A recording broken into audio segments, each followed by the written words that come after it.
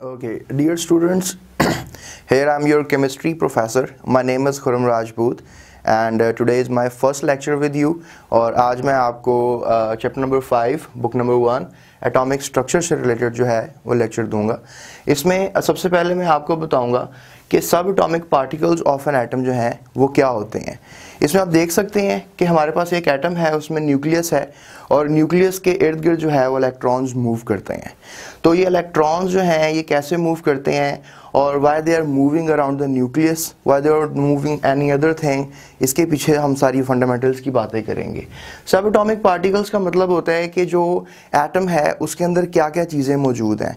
तो I have written some particles over here जिनमें nucleus के अंदर जो हैं वो प्रोटॉन्स, न्यूट्रॉन्स और हैप्रॉन्स, neutrinos and antineutrinos and you can say कि 100 मोर पार्टिकल जो हैं वो होते हैं। इसके अलावा अगर हम बात करें इलेक्ट्रॉन्स की, तो इलेक्ट्रॉन्स भी इसके सब एटॉमिक पार्टिकल्स में ही आएंगे, लेकिन ये न्यूक्लियस से बाहर होते हैं। और इसके अलावा इलेक्ट्रॉन्स की हम चार्ज की बात कर लेते हैं। इलेक्ट्रॉन्स पर चार्ज जो है दैट इज़ -1.6022 इंटू 10⁻⁻19 कूलम होता है और इसी का ऑपोजिट चार्ज जो है वो प्रोटॉन पे होता है।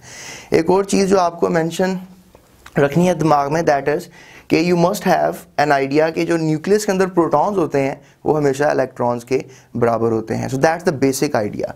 इसके अलावा आप ये जान सकते हैं कि वक्त के साथ साथ एटॉमिक स्ट्रक्चर को जो है मुख्तलिफ शक्लें मिली हैं। सबसे पहला स्ट्रक्चर जो है वो जोसेफ जॉन थॉमसन ने राउंड अबाउट 1908 में दिया था। उसके अलावा there was another scientist named as Rutherford, उसने भी अपना atomic model, atomic structure in 1911 and 1912 को एक्सप्लेन किया था। इसके अलावा एक और साइंसदान था, he was Niels Bohr and he explained the atomic structure also in 1911 and 1912।